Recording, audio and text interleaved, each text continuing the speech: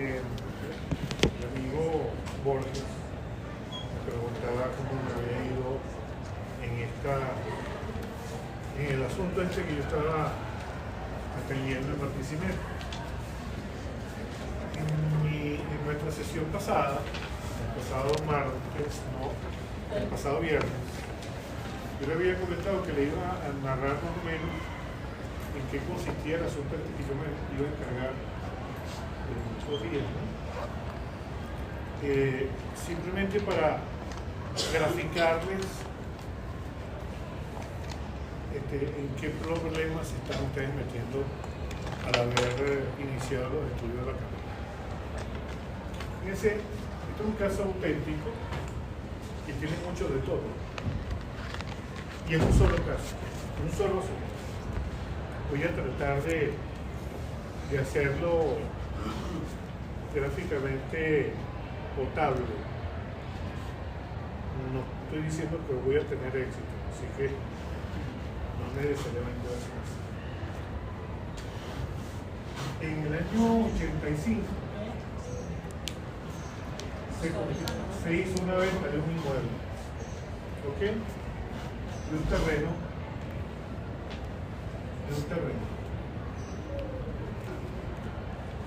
del cual se pagó nada más el 75% del precio. Se pagó nada más el 75% del precio. Y por el restante, por el saldo del precio no pagado, se constituyó una hipoteca para garantizar el pago del 25%. Es decir,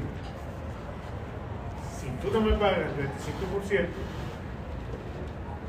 entonces voy a ejecutar la hipoteca, voy a hacer rematar el inmueble y con lo que paguen del inmueble yo me cobro y lo demás te quedará a ti, pero yo me quedo con ese, yo remato el inmueble y me quedo con el 25% en el pago del precio. Se estableció como condición de que el precio se iba a pagar, el saldo del precio, el 25%, se iba a pagar al año después que se registrara el documento de la hipoteca. De modo que cuando... Claro. De modo que cuando se registrara en el registro inmobiliario el documento constitutivo de la hipoteca, iba a pasar un año de gracia, es decir, que iba a pasar real, pero vencido ese año, tú tenías que pagar. ¿De acuerdo? En el año 2017, esta hipoteca, este inmueble, lo vende un señor llamado A, que era propietario junto con su papá.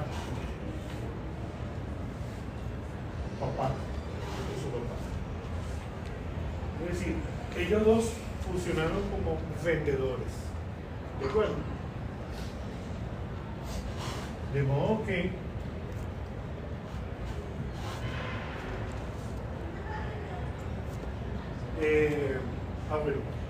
muere este señor y este señor también. De modo que los herederos heredan el crédito que tiene el vendedor contra el comprador por ese 25%. No escriban, sino traten de entender lo que estoy diciendo. De modo que ese 25% que era propiedad de estos señores, ¿okay?, pasa a los herederos. Este señor fallece. Este deja un hijo. Y este señor deja a una esposa y a una hija. De modo que este muchacho que está aquí esta muchacha que está aquí y esta esposa que está aquí se convierten en los herederos de estos dos que están aquí. ¿Estamos de acuerdo? Ellos tres son los dueños de ese 25%. En el año 2017, pasado pues 85 al 95, van 10 años, al 2005 van 10 años más, al 2015 10 años más, como 30 años. 32. 32. Justamente, de 2017. Se registra el documento. De modo que a partir de ese momento comienza a correr el año. Para que el deudor, el que debe el 25%, que también fallece, se muere. Y lo heredan dos hijos. ¿Ok? Se registra el documento. Estos señores, uno está en México y otro está en España. No tienen ni siquiera idea de dónde estaba el inmueble. Porque cuando muere el papá de estos muchachos, que era el que debía el 25%, y ellos estaban afuera, se murió y los archivos, todo eso se perdió. ¿Okay? Entonces, esta señora, este hijo que está aquí, que era de este señor, porque la esposa y la hija son de este señor, de modo que esta señora que está aquí es tía de este, ¿no? ¿Okay? Y esta es la abuela. Este muchacho se va por España. Y es menor de edad. Y llegan estas mujeres, estas dos, dicen al tribunal: yo demando al señor D, que se llama Dalmiro, para que me pague el 25% de los intereses a partir del año 2018, porque acuérdense que tenía un año para Hiciera efectiva lo de la hipoteca. al año 24, al año 22 ya eran como $72,000 más los 200 más el capital, es decir, de interés había pasado como $72,000. Esta señora y su hija, la esposa de este señor y la hija de este señor, dicen en el tribunal: nosotros representamos a este que está aquí. De modo que vengo yo, que soy la esposa, mi hija, que es su tía, y el muchachito, que es el nieto, que es este, demandamos al señor este. Y como el carajito es menor de edad, se demanda eso ante los tribunales de protección del niño, niña, adolescente, en ejecución de hipoteca. Y ahí lo que se va a demandar es un crédito hipotecario. ¿Cuáles son las preguntas? ¿O cómo es el problema? Uno, estas señoras nos dicen que son herederas, pero no dicen en qué términos son herederas. Es decir, en qué porcentaje son herederas. Porque este señor de aquí y este señor de aquí tenían un porcentaje de herencia. Pero él no dice con qué carácter vienen, sino que son simplemente herederas. ¿Okay? Como este señor murió siendo, este de aquí murió habiendo estado divorciado, entonces la ex esposa no hereda, sino nada más hereda el hijo. Este que está aquí. Este que está aquí. Pero a este señor, que era el papá de este, esposo de esta señora, el papá de esta muchacha, porque todos son hermanos, eran hermanos. ¿Qué hubo? Entonces, finalmente se llega al proceso, le nombran defensor judicial a este señor, Y estos señores también llaman al arrendatario de este inmueble. Este inmueble estaba dado en arrendamiento a una gente que no pagó desde el año 2016. Como esos son cánones de arrendamiento que se vencen mes a mes, pueden prescribir el derecho de reclamar el importe de esos cánones de arrendamiento de salud, prescriben a los 2 años. El arrendatario de ese inmueble, el representante legal, le vende las acciones a otro señor, que se constituye entonces en el dueño de la empresa que está arrendada. ¿Ok?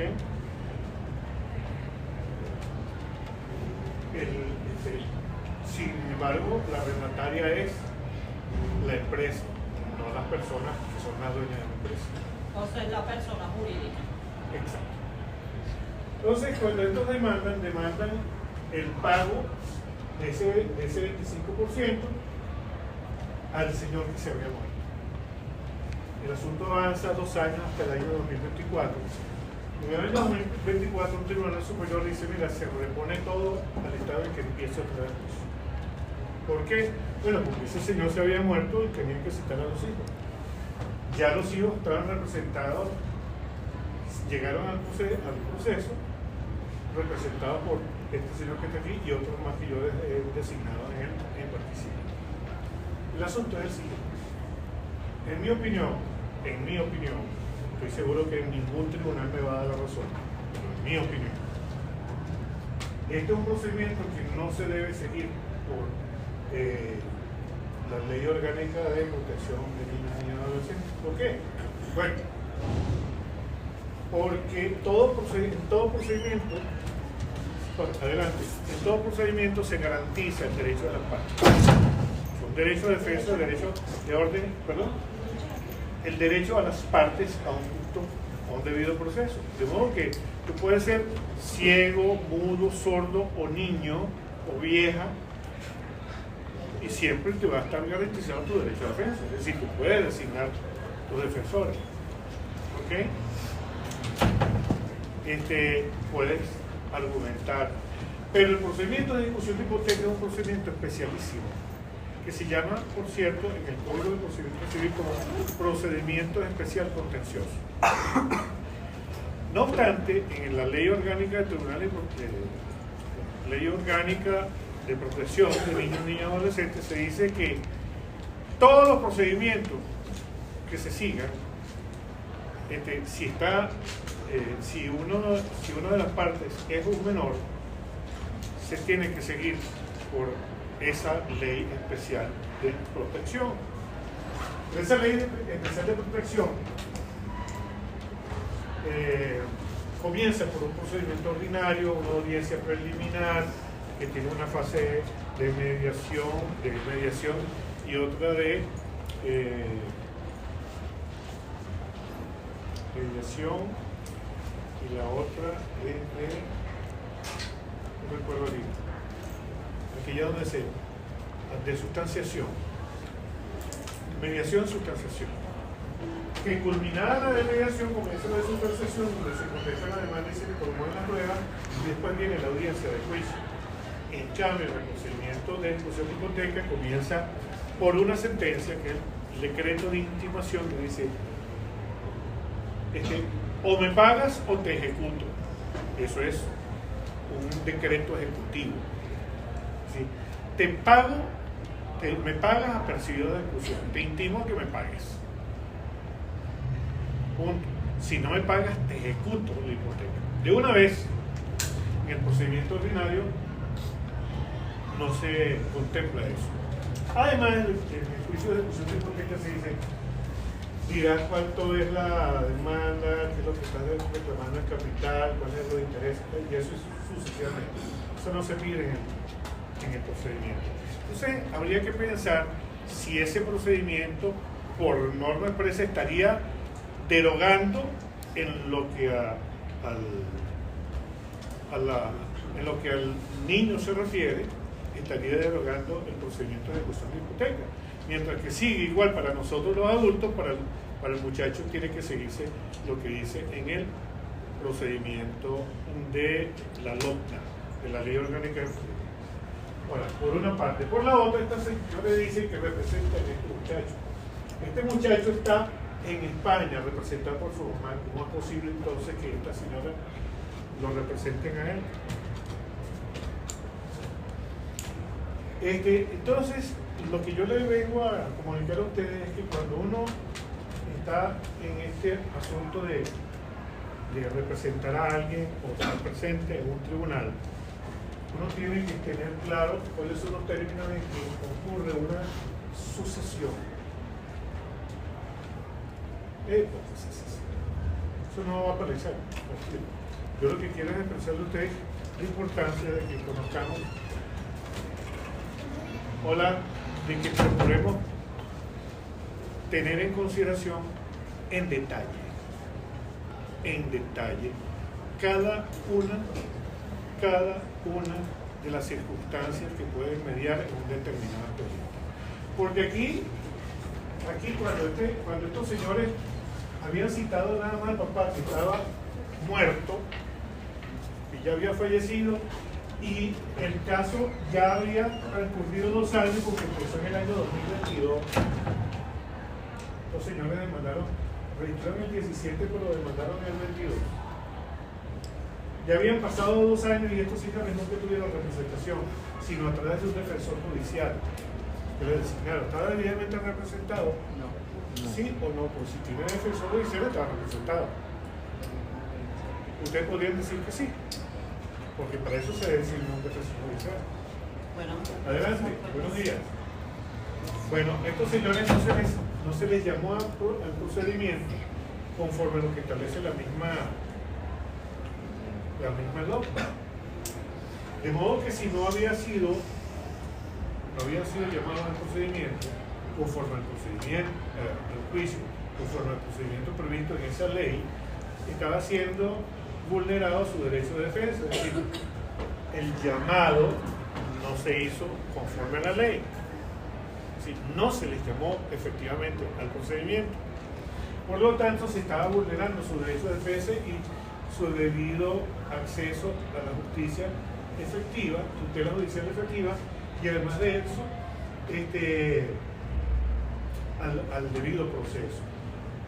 Ahí se estaba vulnerando entonces el artículo 49 de la Constitución, estaba presente el artículo 257 que dice que deben respetarse las formalidades que son esenciales, como por ejemplo la debida citación. De modo pues que cuando se advierte esto en el Tribunal Superior se repone la causa y estos señores de aquí pierden 2 años. Por supuesto, los intereses sí siguen corriendo. Ahora bien, la pregunta a contestar es: esta señora representa al muchacho, ¿qué pasa con su mamá? Pero es que hay una norma en el Código de Procedimiento Civil que dice que cuando hay una comunidad de intereses, una persona valiéndose como va a hacer un reclamo que va a beneficiar a todos los que tienen interés en esa comunidad, en este caso una comunidad hereditaria, entonces ella puede representar a esa otra persona que se encuentra ausente. Pero eso es totalmente cierto y eso es lo que se conoce en nuestra legislación como representación sin poder. Usted sabe que para que uno represente a otro tiene que tener un poder, la representación. Si usted me otorga un poder para yo representarlo, sus intereses y sus derechos y sus acciones. ¿De acuerdo? Si no existe ese poder, yo no puedo representar. Pero en un procedimiento como este, donde hay una comunidad de intereses, en este caso, en materia hereditaria, esta señora, esta mujer ahí, sí puede representar los intereses de este menor. Pero la pregunta a contestar también es la siguiente: ¿estas señoras pueden otorgar poder por él? Si no lo tienen. Es decir, si tú no tienes un poder para sustituirlo en otra persona y ese poder que posee facultades para sustituir, ¿puede otorgarlo? ¿Puede alguien dar aquello que no tiene? No, en principio no.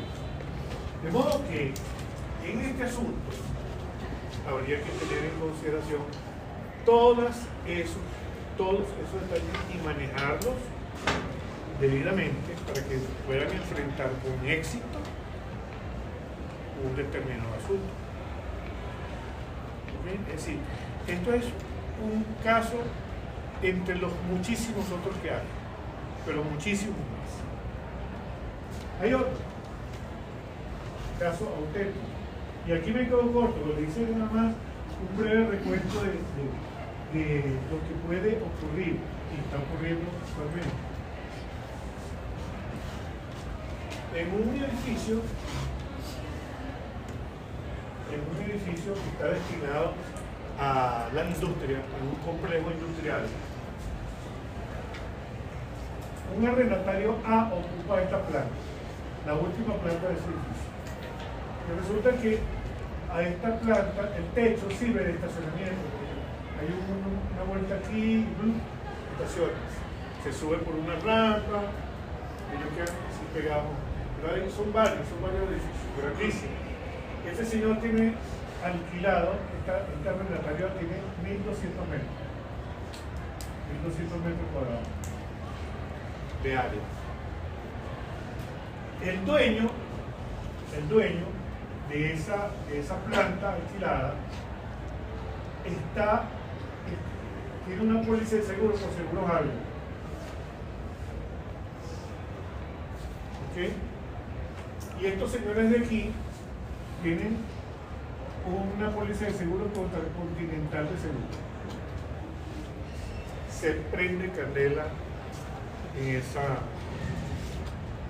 local. El fuego es de una fuerza tan bestial que las cabillas de las columnas se derritieron. Las cabillas que estaban dentro de las columnas de concreto se derritieron. El concreto explotaba por el grado de calor que había. Esto queda destruido totalmente. Seguros Ávila le paga la indemnización a D. ¿Ok? D le cede sus derechos contra A, contra el arrendatario. El informe del Cuerpo de Bomberos dice que esto se debió a que los cables habían colapsado y no condujeron debido a la electricidad necesaria, y entonces explotaron, generaron chispas, alcanzaron material inflamable y se prendió eso. Entonces, Seguros Ávila, estos señores tenían que ser indemnizados por los daños que sufrieron por la Continental de Seguro. Es decir, que había una cantidad de dinero destinada al pago de esto, era la cobertura. Entonces Seguros Ávila embarga el dinero que tenía el arrendatario. El arrendatario se queda sin nada. Se le perdieron todos los materiales y ahora le embargaron la cuenta del seguro. Y ese juicio. Seguros Ávila, según lo que dice nuestro Código de Procedimiento Civil, tiene que generar en el expediente lo que se llaman los documentos fundamentales. Cuando este señor A se hace representar a través de sus abogados, los abogados se dan cuenta de que el documento fundamental aportado por la empresa era una copia, y decía copia sin validez, pero lo decían apenitas porque la copia no se leía bien. Pero además de eso, había que impugnar el informe del Cuerpo de Bomberos. ¿Cómo?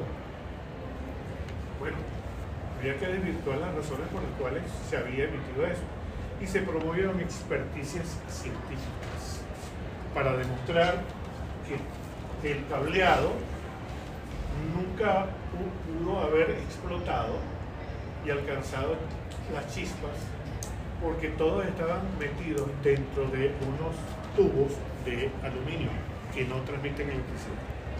El aluminio no transmite electricidad. Usted le pega la corriente, usted toca el aluminio, eso no le va a pegar electricidad porque no conduce electricidad.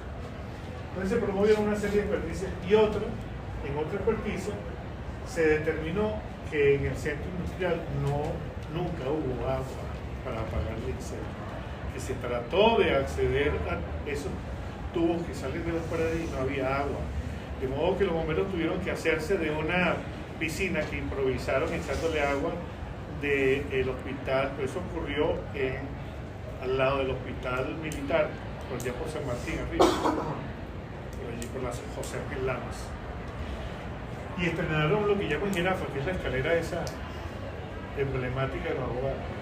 Eso tú no habías nacido. Tú no habías nacido. Eso fue en el año 92. Ah, ok. Entonces se impugnó ese informe del Cuerpo de Bomberos, se promovieron experticias. De modo que cuando uno está metido en un asunto de esto, tiene que saber derecho civil, derecho procesal civil, lo que son las obligaciones en materia de seguro también tienes que tener conocimiento al respecto. Entonces, queridos amigos, cada cosita que nosotros escuchemos aquí en nuestras clases, créanme que es sumamente importante para ustedes como formación para el ejercicio de la carrera. Ustedes dirán, sí, profesor, pero eso de la tolerancia, ¿en qué grado me sirve a mí lo que es la tolerancia para ejercer el derecho? Y bueno, depende de lo que usted vaya a hacer, porque si usted no contempla como jurista, como consultor, como aquella persona que va a leerse un anteproyecto de ley y que se la acerquen para pulsar la opinión pública, y usted como miembro de esa comunidad, llamado además por el deber de ser abogado y además como asesor de la misma Asamblea Nacional, o quizás como diputado, porque a lo mejor ustedes podrían estar metidos en ese, podrían ser diputados representantes de alguien, o pueden ser concejales y se tenga que votar una ordenanza, o diputados a una asamblea legislativa de algún estado. Entonces, tienen que tener en consideración ese principio al tiempo de redactar la ley. Aquí tenemos que tener en consideración que el carrizo es la tolerancia. Es decir, usted tiene que garantizar el respeto por la diversidad de aquellas personas que no piensen igual. Hoy me explicaron el caso de un profesor que cuando era estudiante, otro profesor le tenía ojeriza porque tenía una ideología política contraria a la que profesora la del profesor. Este profesor simplemente quería, lo tenía marcado, vamos a decirlo así. Y eso ocurre. Si un profesor de derecho que no contemple la tolerancia, no sé, pero creo que está mal, ¿no lo creen ustedes? Además que la intolerancia es un obstáculo a la pluralidad política. La intolerancia es antidemocrática. Si nos preciamos de ser un país democrático, tenemos que tolerar al otro, al distinto. ¿Okay? No solamente tenemos que tolerarlo, sino tenemos que respetarlo dentro de los términos de la dignidad humana. ¿Por qué tiene que haber una discriminación respecto de lo que éste piense? Yo puedo estar total y absolutamente opuesto a lo que él piense, pero yo lo voy a debatir y voy a combatir sus ideas con las mías, las voy a confrontar, y para eso tenemos que ser lo suficientemente cuidadosos para no ofender al interlocutor, no ofenderlo desde el punto de vista de su persona. No es que tú eres negro, o es que tú eres gay, o es que tú eres de la comunidad LGBTI, y ¿De qué estamos hablando? Es decir, yo te voy a descalificar por el hecho de que tú seas morenita o seas, así como hacen los Black Power en Norteamérica. No, simplemente, claro, porque es que tú eres blanco. Espérate, no hablemos de eso.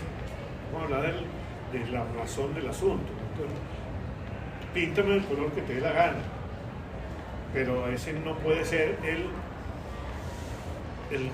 primer argumento. Puede ser que la opinión que yo tenga te discrimine a ti, pero atácala por ese lado, por el lado de la discriminación. Eso no es posible porque eso es discriminatorio, está bien. No es que eso no es posible porque tú eres blanco, eso no tiene sentido. ¿Okay? Entonces tenemos que el principio de la tolerancia, entonces, es un principio fundamental, el principio de la dignidad humana, que es uno de los principios que informan en la justicia y también en la seguridad jurídica como uno de los principios que nutren a lo que es el Estado de Derecho. Entonces caigo aquí de cabeza en lo que es el Estado de Derecho. ¿Qué es el Estado de Derecho? Uno de los temas finales del derecho. ¿Quién me dice qué es el Estado de Derecho? Yo les mandé eso el día viernes. Le dije, léanse eso y me preguntan el próximo viernes. Así que ustedes deberían hacer eso. No, tú no. Tú hoy estás derogado. No es discriminatorio. Lo que pasa es que sé que tú vas a cumplir con tu tarea. Tenemos que darle chance a los demás. Por eso de que la justicia es imparcial, Marco. Ya había hecho toda la tarea del padre. No lo dudo. Si tú le dices a alguien con esa vocecita lo que es el Estado de Derecho, no te van a creer. Tienes que pararte y decir, mira, ¿sabes cómo es la cosa? El Estado de Derecho no te permite conducirte de ese modo porque el Estado de Derecho es esto y este no. Párate y nos dice cuál es tu nombre, apellido, de dónde vienes, si estás casada. Levántate. ¿Ok?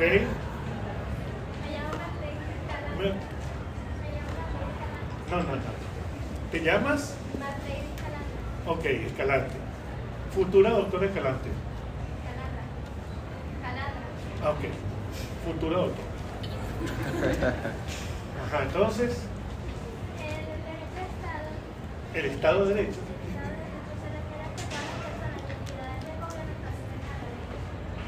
Entonces, solamente eso.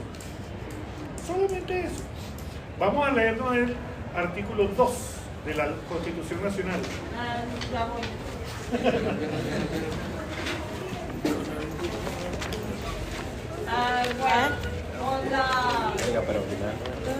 Con la enmienda de 2009 quedaría: imprímase íntegramente. Venezuela se constituye en un Estado democrático y social de derecho y de justicia, que propugna como valores superiores de su ordenamiento jurídico y actuación. Pero tranquilízate. Te fuiste por el canal de 80. Vamos a hacerlo con más tranquilidad. Párate, presento por allí, y te vas a parar con calma en las comas. Venezuela se constituye en un Estado democrático y social de derecho y de justicia, que propugna como valores de su ordenamiento jurídico y de su actuación la vida, la libertad, la justicia, la igualdad, la solidaridad, la democracia, la responsabilidad social y, en general, la preeminencia de los derechos humanos, la ética y el pluralismo político. Perfecto, gracias. Amiga, artículo 3. Pero no me lo vas a decir como lo dice allí, así en chiquitico. Tiene que ser potente. Párate, por favor. Miren esta belleza. Doctora Stephanie Vargas. La doctora Vargas nos va a leer el artículo 3. La futura doctora Vargas. El Estado No te rías, que sea en serio. El Estado tiene como fines esenciales la defensa y el desarrollo de la persona y el respeto a su dignidad, el ejercicio democrático de la voluntad popular, la construcción de una sociedad justa y amante de la paz, la promoción de la prosperidad y bienestar del pueblo y la garantía del cumplimiento de los principios, derechos y deberes reconocidos y consagrados en esta Constitución. La educación y el trabajo son los procesos fundamentales para alcanzar dichos fines. Ok. El 4.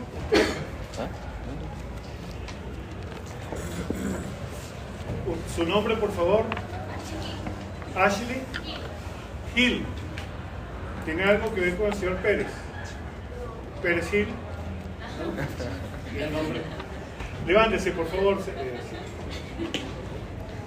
República Bolivariana de Venezuela. No. Ajá, perdón. Ese es el 4. La República Bolivariana de Venezuela es un Estado federal descentralizado en el régimen consagrado en la Constitución y se rige por los principios de integridad territorial, cooperación, solidaridad, concurrencia y responsabilidad. Ahí estamos hablando entonces del Estado y cómo el Estado se integra por otros poderes y cómo deben colaborarse unos entre otros desde el punto de vista central como desde el punto de vista regional. 5, por favor. Tumi, que la que citar no, al lado. La doctora, ¿sí?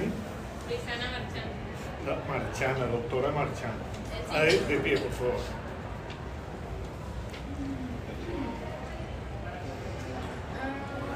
Cinco.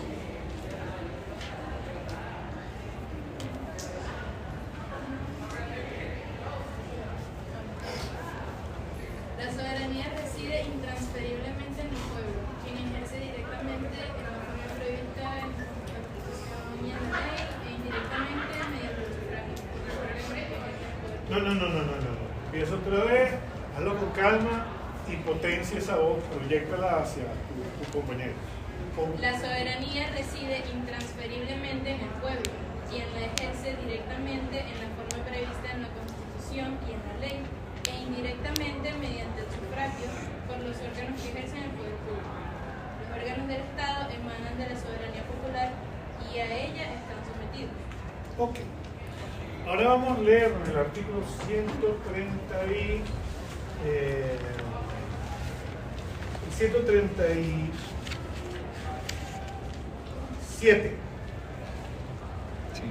La Constitución y la ley definen las Pero atribuciones. coño, vale, pero espérate. Yo no he dicho quién, ya tú leíste.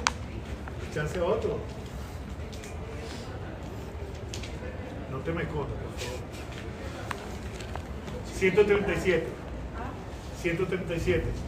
De pie. ¿Tu nombre y apellido? Montilva. Esta Constitución y la ley definen las atribuciones de los órganos que ejercen el poder público, a las cuales deben sujetarse a las actividades que realizan. Gracias. Bien, con estos artículos yo he querido esbozar de algún modo, con la lectura de estos artículos, he querido esbozar más o menos colorear lo que es el Estado de Derecho. Uno, el Estado de Derecho es aquel conforme al cual las autoridades y los ciudadanos se someten al imperio de la ley. ¿Ok? Todos. El último artículo que nos leyó nuestra amiga Montilva está referido al principio de la legalidad, sobre el cual habíamos conversado antes, a contraposición del principio de la plenitud hermética del ordenamiento jurídico. Es decir, todo aquello que no se encuentre prohibido Está permitido. se encuentra permitido. Y nadie está obligado a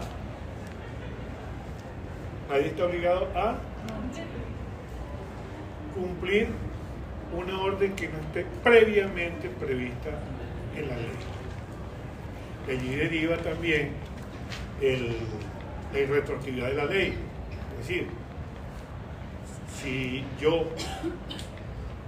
cometí una falta en este año y llega una ley y considera,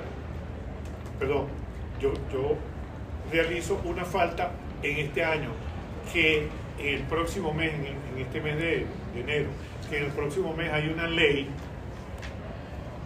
que dice que esa actividad mía era fraudulenta, tú no me puedes aplicar esa ley hacia atrás, porque en el momento en que yo realicé mi actividad no era ninguna falta.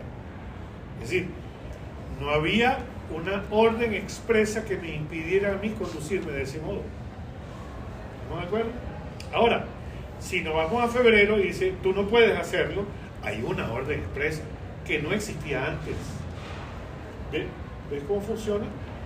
¿De acuerdo? Salvo en materia penal, cuando se impone una menor pena a una falta que yo haya cometido en enero y merece pena de prisión, y en la de febrero dice que merece pena de arresto, entonces yo me cambian prisión por arresto. ¿De acuerdo? Entonces soy beneficiado con un arresto en vez de ser prisión. Porque en materia penitenciaria, arresto, prisión y presidio son cosas distintas, ¿ok? ¿Cuál es la diferencia entre las tres? Breve, por favor. Bueno, brevemente, el presidio supone 2 días, un día de presidio por 2 de prisión. Los arrestos generalmente son detenciones que pueden ser sustituidos con multas. Okay. Y los arrestos son muy cortos, ¿ok? Son breves, ¿sí? Ok. Los centros penitenciarios también se supone que son distintos. En materia penitenciaria los remito a ustedes en tercer año, criminología, se lo preguntan a quienes sean especialistas en esa materia, porque aquí en nuestra carrera también existen especialistas. Un nefrólogo, si le consulta algo del corazón, te manda al cardiólogo, y si el tipo es dermatólogo y tú tienes un problema con la visión, te mandan al oftalmólogo, y si le llevas un niñito al señor que se encarga del podólogo, te mandas al pediatra. Es decir, no se meten en asuntos de otros, porque cada especialización, cada área del conocimiento es inmensa. Así hay biólogos marinos, así hay zoólogos, así hay entomólogos, y así hay especialistas en materia constitucional, procesal, penal, administrativa. Sí. ¿Y cuál sería la diferencia entonces entre Estado de Derecho y Estado de Justicia? El Estado de Justicia, fíjate que el Estado de Derecho comprende el Estado de Justicia. Es decir, no puedes pensar en un Estado de Derecho en donde el Estado de Bienestar, el Estado de Justicia no existe. Está contenido en el Estado de Derecho. Es decir, ¿cómo se puede? Primero, que la justicia es el primer camino que se debe andar para constituir un Estado de Derecho. Primero de todo, el primer valor que informa cualquier sistema de justicia. Cualquier sistema. Cualquiera. Lo que consideremos justicia variará con dependencia de la latitud donde nos encontremos. Porque obviamente no será lo mismo en Irán que aquí. No es el mismo sistema de valores. Y digo valores porque son los valores, es decir, axiología jurídica, filosofía del derecho, ética jurídica, lo que informa los principios de los cuales se nutre el derecho. Es decir, preámbulo de la Constitución.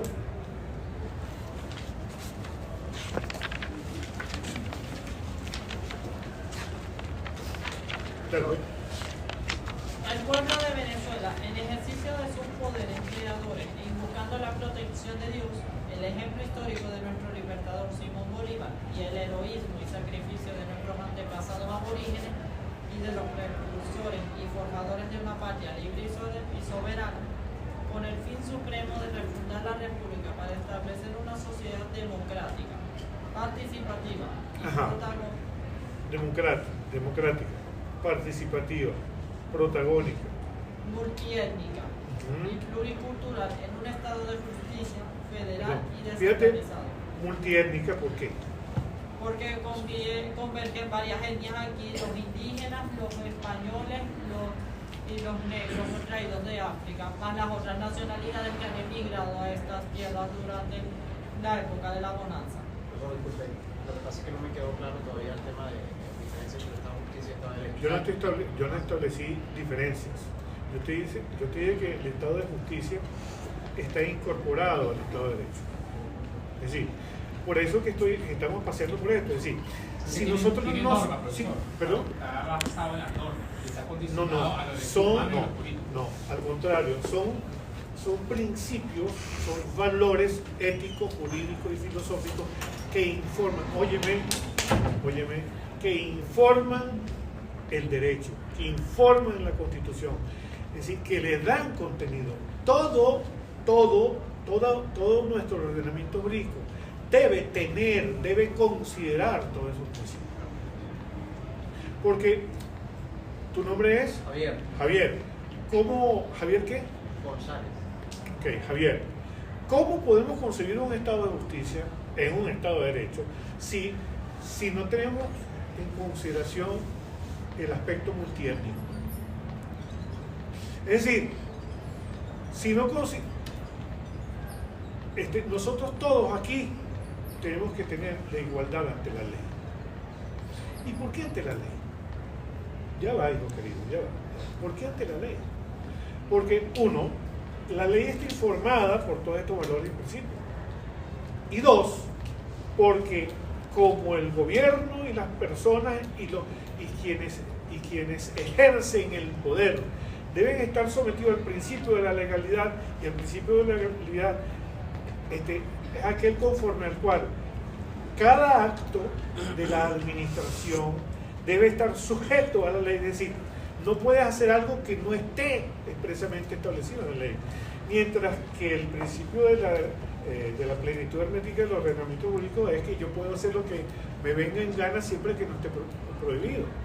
Al contrario, según el principio de la legalidad, el gobierno, los funcionarios que ejercen el poder, tienen que estar previamente autorizados por la ley para actuar, porque todo aquello que haga que no esté expresamente establecido es abuso de poder o de derecho. ¿De acuerdo? No está sometido al principio de la legalidad. ¿Por qué? Porque al poder hay que controlarlo, porque es el poder. Y es porque el ciudadano frente al poder se encuentra indefenso. De modo pues que tienen que establecer una serie de obstáculos que le impidan al poder el ejercicio contra el ciudadano y que se vuelva despótico. ¿Ok? Y entonces todas esas normas que autorizan al poder tienen que estar tienen que considerar el valor del carácter pluriétnico de nuestra sociedad. Porque si llega un tipo que es racista y la quiere emprender contra cualquiera que no sea de su raza o a quien él desprecie porque tiene una determinada raza, esta ley se lo impide. ¿Por qué? Porque está informada del principio de la no discriminación. ¿Me explico? Entonces, si tú te fijas, entonces allí hay un Estado de justicia que está incorporado al Estado de Derecho. Porque un Estado de Derecho sin esos principios no es Estado de Derecho. ¿Ok? Prosigue, por favor. Entonces, yo quiero que le prestemos atención a los valores. A los valores. Recuerden ustedes que nosotros hemos estado hablando de cómo es que cuando hablamos de los convencionalismos sociales, de las normas morales y de las normas jurídicas, es decir, cuáles diferencias habían entre una y otra, que sí, las normas morales están en el fuero interno y cómo se forma un valor moral en la sociedad y cómo en la ley. Entonces, bueno, la ley resulta que termina acogiendo aquellos valores morales y los convierte en normas jurídicas para hacerlos obligatorios. De allí que coincidan en algunas oportunidades lo que es una norma jurídica, una norma social y una norma moral. Robar es inmoral, es antijurídico y es antisocial. ¿Ok? Solamente que tú desde el punto de vista moral te degradas como individuo, como desde el punto de vista social te desprecian como miembro de la sociedad, pero desde el punto de vista jurídico te sancionan y te encarcelan, te privan de la libertad porque eres nocivo a la sociedad a la que perteneces. Entonces, inclusive dentro de la pena, siempre debe respetarse lo que es la dignidad humana. Es decir, tú no puedes despojar al individuo de su condición humana, degradándolo, porque eso contraría, es decir, son principios y valores que tienen que estar informando las normas. Tú no puedes degradar a una persona por muy infame que haya sido su delito, tú le tienes que dar un trato digno. Independientemente de que lo que tú pienses, de que bueno, este tipo se merece la muerte. Bueno, si la muerte está contemplada en la ley, será muerto. Yo, por ejemplo, si me preguntaran, yo modificaría la ley en términos de que serían penas que no sean concurrentes sino consecutivas.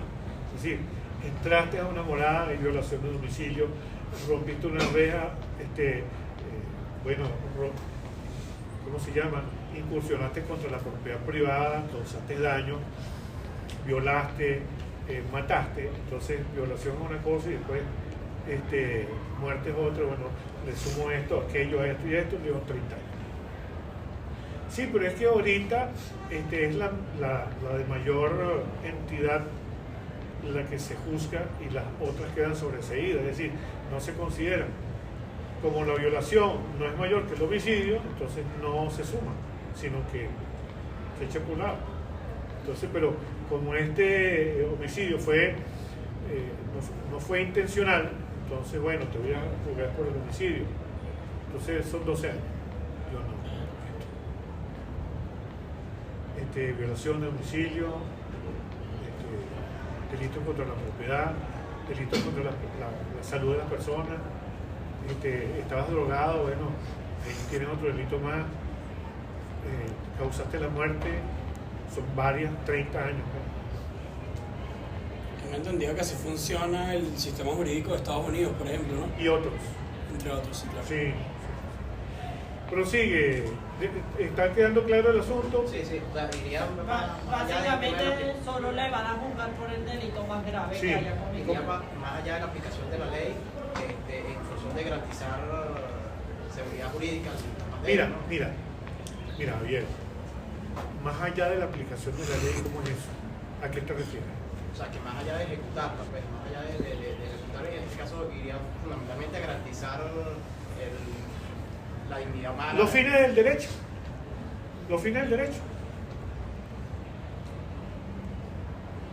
¿Ok? Es decir, si yo lo que quiero es la paz, generar la paz a través de la aplicación del derecho, ¿quién le corresponde eso? Al Estado, a los poderes públicos. ¿Cómo? Bueno, a través de políticas públicas, económicas, inclusive a través de lo que se llama el Estado prestacional. El Estado prestacional es aquel que reconoce la preeminencia de los derechos humanos, entre ellos la educación, la salud y tal y qué sé yo. Entonces genera educación gratuita. ¿Para qué? Para que usted tenga la misma oportunidad que tiene aquel señor que es hijo de Lorenzo Mendoza. ¿Por qué? Pues el hijo de Lorenzo Mendoza tiene acceso a una educación, una buena educación académica, ¿okay? Instrucción académica, quiere decir, de modo que usted tiene la misma oportunidad que tiene ese señor. De modo que usted también puede acceder a riqueza y a estatus, porque usted va a ser hoy mejor que lo que fue ayer y mañana a lo que fue hoy. Es decir, sin estar comparándonos con los demás, nos comparamos con nosotros mismos para ver cómo evolucionamos dentro de ese esquema. ¿Okay? Entonces, ¿pero cómo se logra eso? A través de la ley. ¿Por qué a través de la ley? Porque un Estado de Derecho es la ley y no el hombre, la ley y no el hombre la que gobierna. A eso se debe el Estado de Derecho. ¿Prosigue con los principios? ¿Los valores? El descentralizado que consolide los valores de la libertad, la independencia, la paz, la solidaridad, el bien común, la integridad territorial, la convivencia y el imperio de la ley para esta y las futuras generaciones. Asegura el derecho a la vida, al trabajo, a la cultura, a la educación, a la justicia social y a la igualdad, sin discriminación ni subordinación alguna.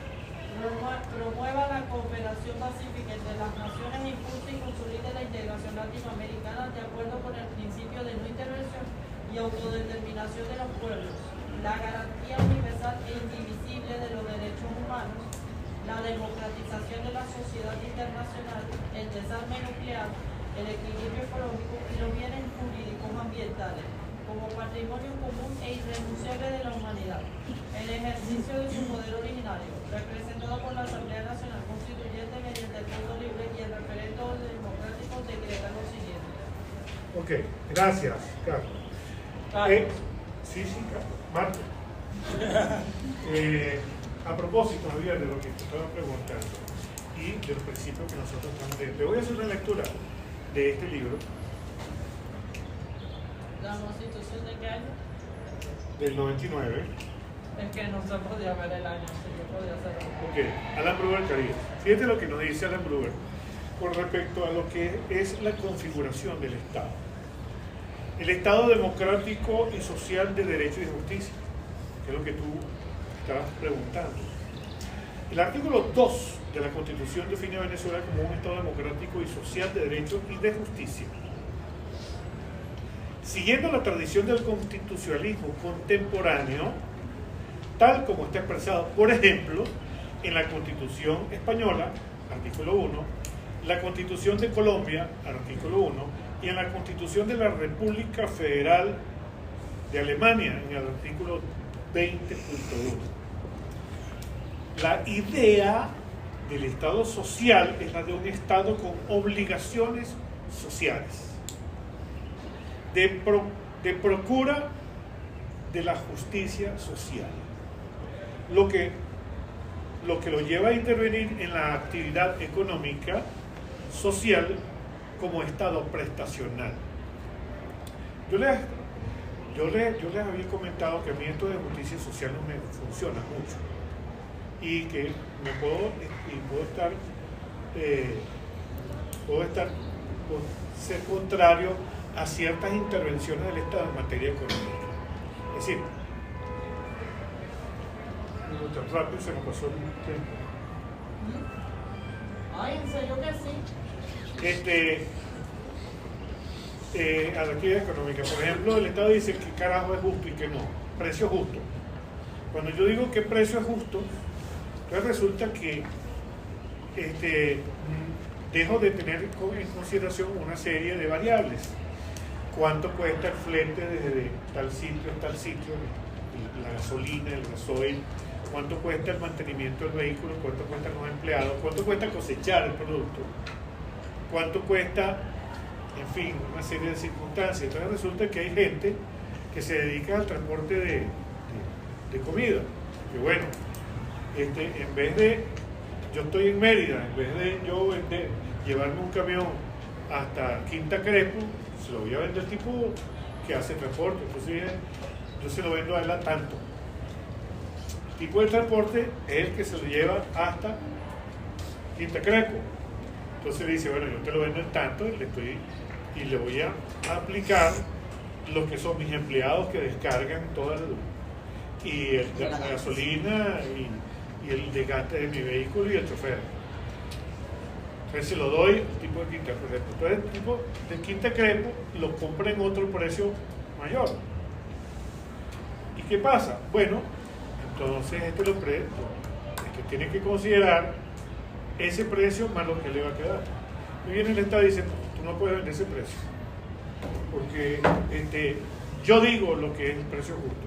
Bueno, entonces el señor que lo traía desde Mérida hasta ahorita deja de comprar porque este señor no puede pagarle a este.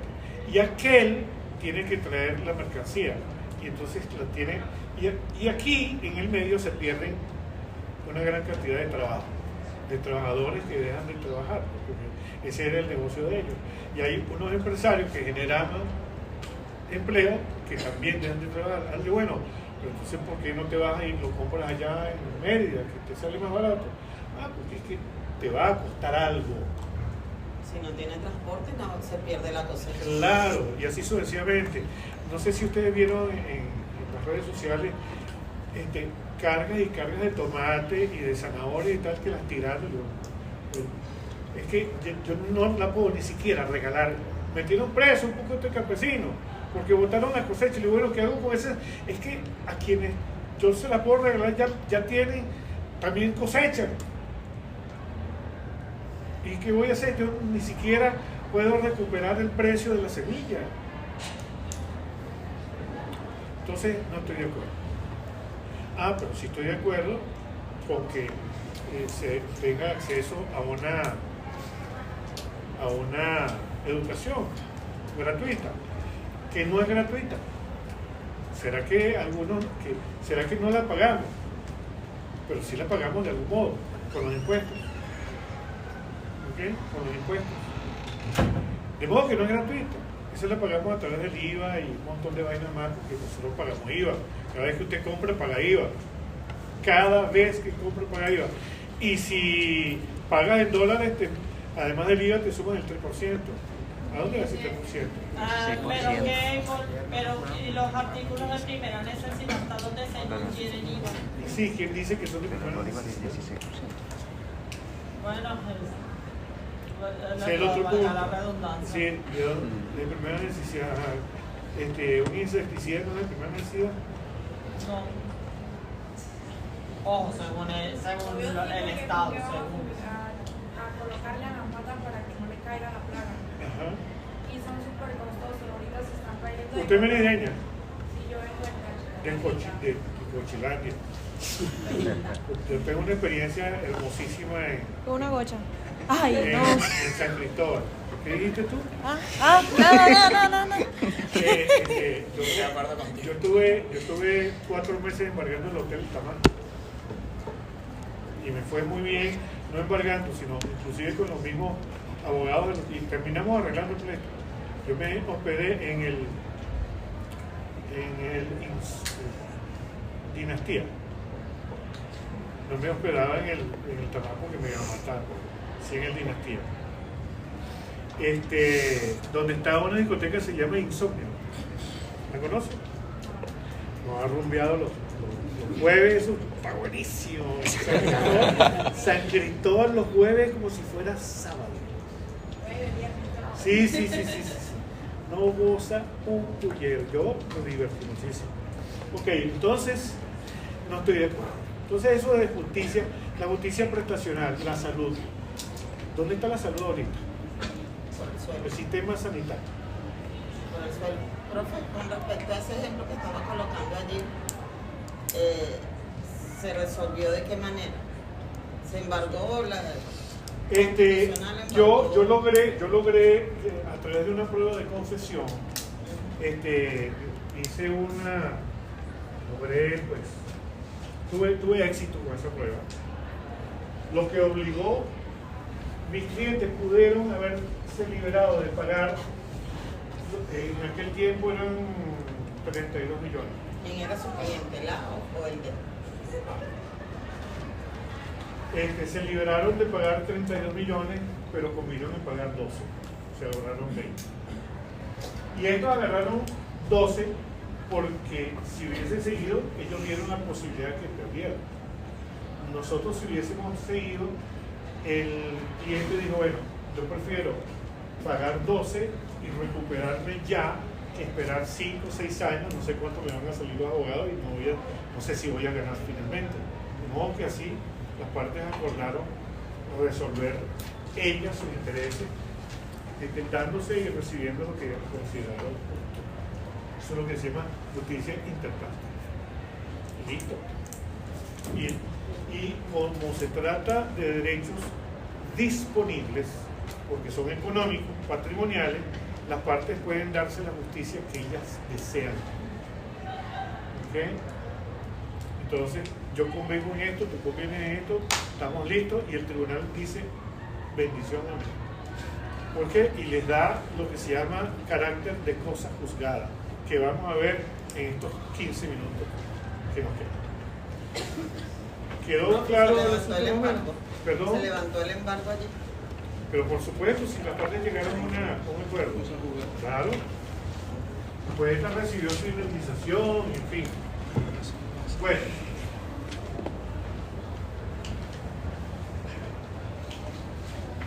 Pero ahí perdió el seguro perdió una gran cantidad de plata, porque seguro que le pagaron a su asegurado, Seguros Ávila le pagó a su asegurado más de lo que recibió de nuestro cliente.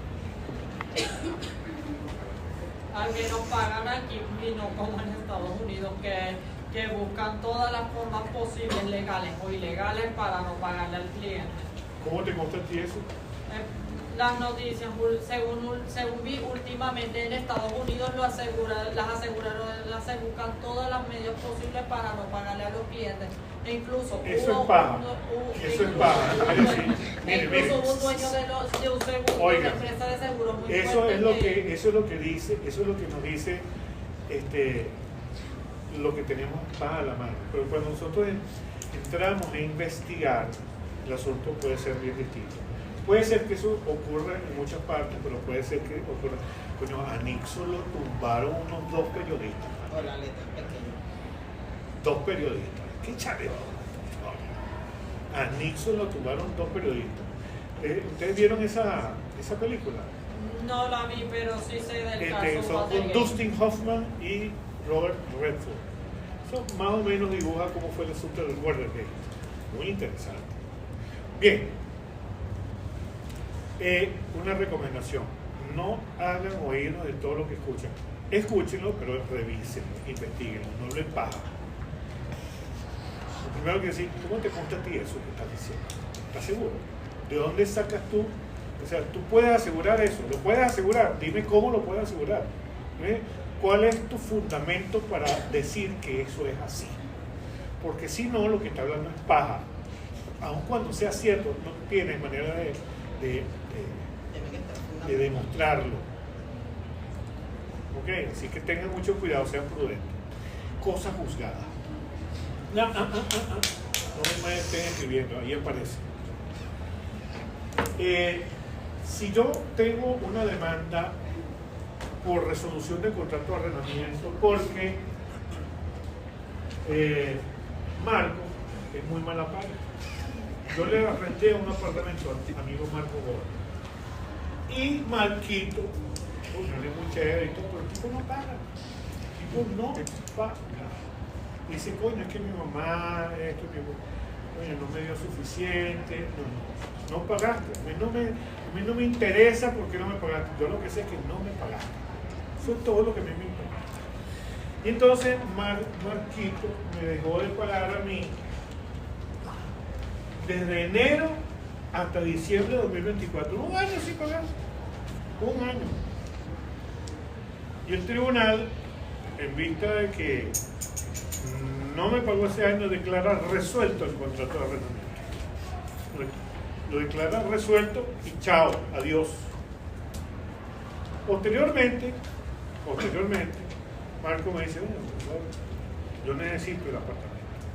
O sea que yo estoy aquí cerquita de la universidad. ¿Dónde más voy a estudiar si yo si no cerquita de la universidad? Aquí le preguntó el apartamento, aquí está lo que yo le debía. ¿Qué pasó? La ardilla jurídica. Ok. Alquilen el apartamento, aquí está lo que yo le debía. Toma. Pasa el 2020, eso fue en 2023. En 2024 hizo exactamente lo mismo. Me pagó un carajo. Entonces yo lo demando por el pago de enero a diciembre de 2024. Se le dice al juez, en su momento, sí, bueno, aquí hay cosas burladas. ¿Por qué? Bueno, porque el juicio se está dando exactamente entre las mismas partes. Porque además de eso, versa sobre un contrato de arrendamiento que versa sobre el mismo inmueble. ¿Ok? Y además me está cobrando la misma cantidad de dinero que me cobró antes. Y eso se juzgó. Es decir, las partes, el objeto, el título de donde deriva, son exactamente lo mismo. Ciudadano juez le dice Marco que no paga, pero es muy inteligente, como usted debe saber, como todos. Entonces el juez le dice, no, pajarito, date ahora. Ese embuste no es verdad. Cierto que son las mismas personas.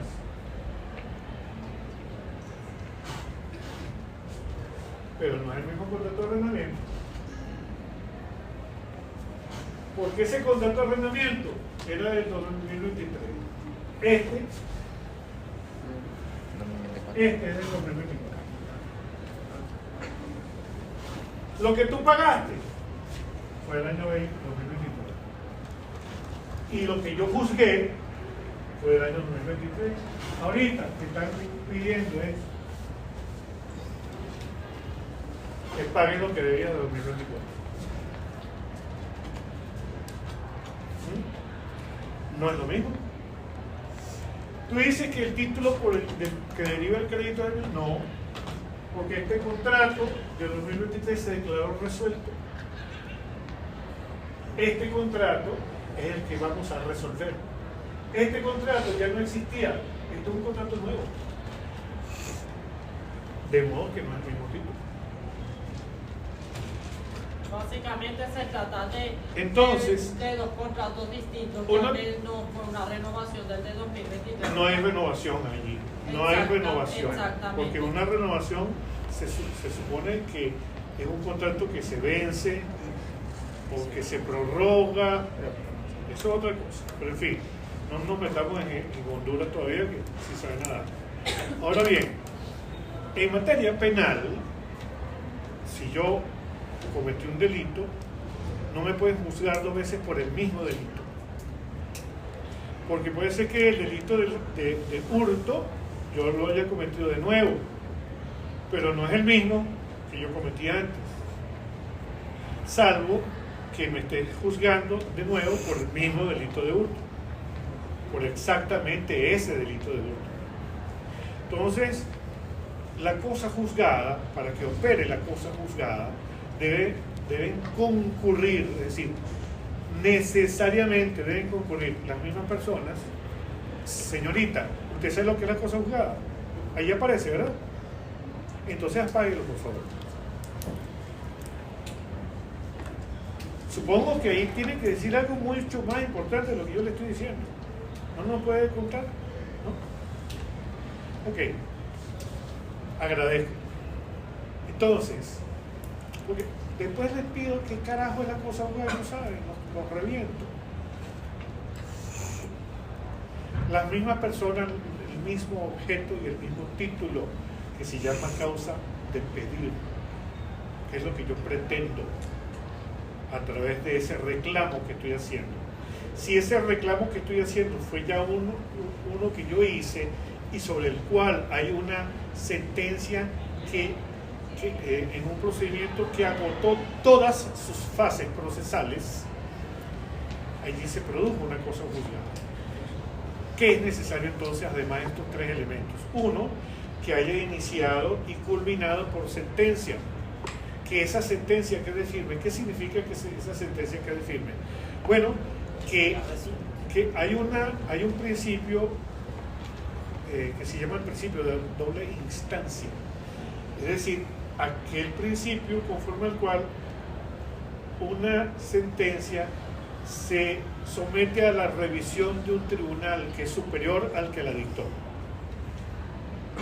Y ese superior tiene conocimiento de este expediente porque una de las partes que no estaba conforme con lo que decidió ese tribunal apela, es decir, impugna esa sentencia a través de lo que se llama la apelación.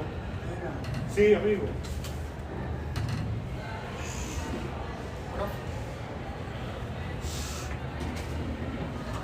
Impugna la sentencia a través del ejercicio del recurso de apelación y por el ejercicio oportuno, porque tiene 5 días para apelar oportuno, entonces ese expediente se lo llevan al Tribunal Superior, que se llama de alzada, ¿okay? Y ese Tribunal Superior dicta una sentencia.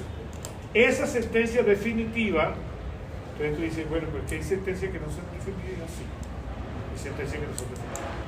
Entonces esa sentencia definitiva que le pone fin al proceso en esa instancia queda firme, porque ya no puede apelarse nuevamente, salvo en sus casos el recurso de casación y tal que sea. Pero supongamos que queda firme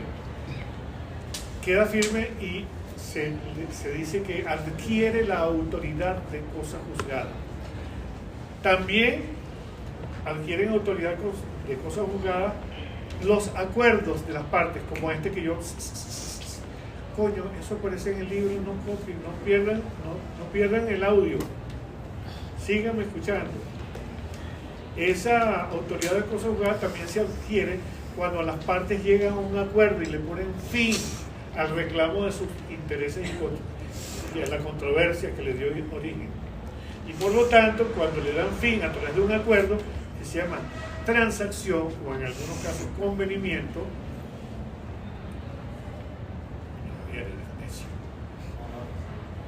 oye, pues si esa vaina está en el libro, porque la está copiando, no estudien por modernos, ¿vale? Bueno, adquiere también la autoridad de cosa juzgada, porque las partes a través de ese acuerdo se dan la sentencia que ellas han querido tener, ¿ok? Que ellas convinieron en darse. Sí. Profe, la cosa juzgada es cuando ya tiene sentencia, pero si antes no existe, la misma es causa... cuando vamos a sustituir la colectiva. Okay. La cosa juzgada se adquiere a través de una sentencia firme definitivamente. ¿Ok? Fíjense.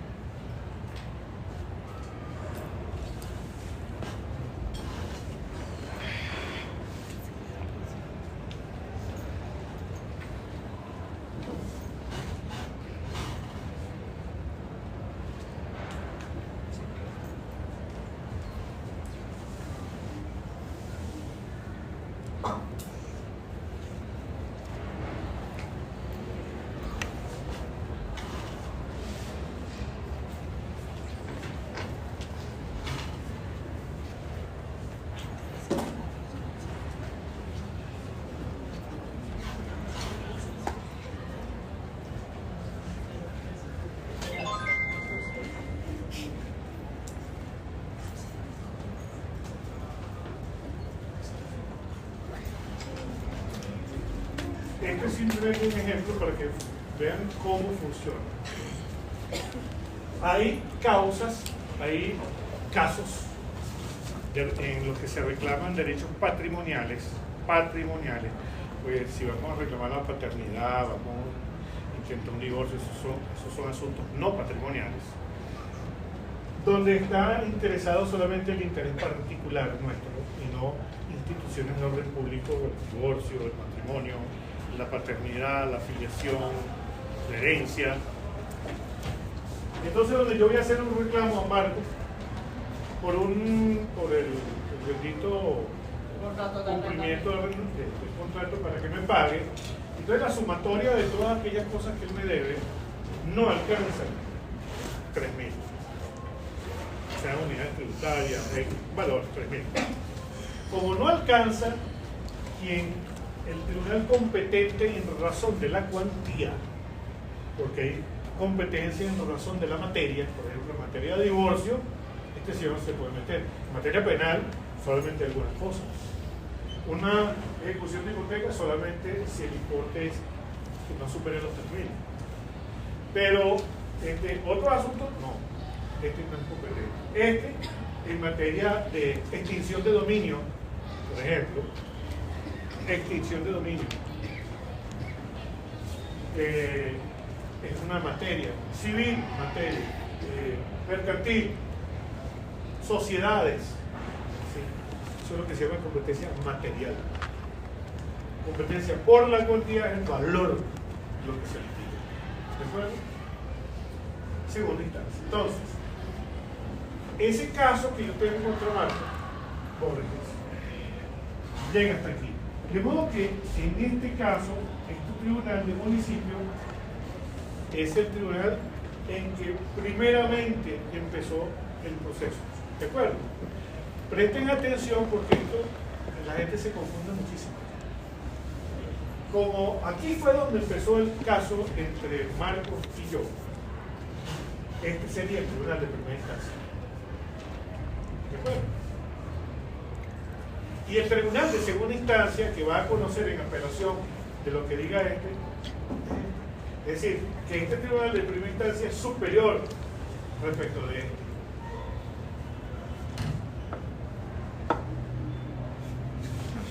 Ahora bien, si el proceso comienza aquí en primera instancia, porque es igual o superior a 3.000,1, el tribunal de segunda instancia, este de segunda instancia sí es el tribunal superior de este. ¿Preguntas? No entendiste un carajo, ¿verdad? Oh. Esas también son unidades tributarias. Dije valor. Olvídate si son unidades tributarias o bolívares o chapitas. Es un ejemplo. Simple y puramente. Ponte tú que son dólares o yenes o liras. No importa. Ok. Yo tengo un tribunal.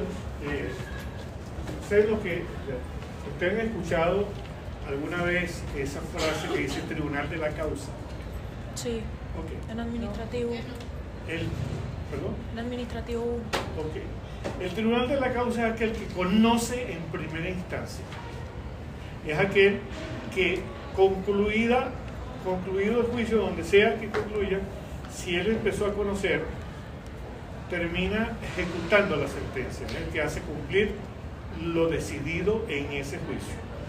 No solamente lo que decía él, sino lo que decía inclusive el Tribunal Superior. Pero el Tribunal de la Causa, en el caso de Marco, inició aquí. De modo que el Tribunal de Municipio es el Tribunal de la Causa. ¿Sí? Es el Tribunal de la Causa. De la causa que conoce del reclamo intentado por José Gregorio contra Marco. Marco no estuvo de acuerdo con el palazo que le dio en la sentencia. Pues le dijeron, mira, paga lo que debe. Entonces Marco dice, no, yo no estoy de acuerdo con esa sentencia. Me manda a pagar más de lo que me está reclamando. Entonces Marco dice, mire, señor juez del municipio, yo apelo de su sentencia. ¿Quién va a conocer de esa sentencia sino un tribunal superior al tribunal de municipio?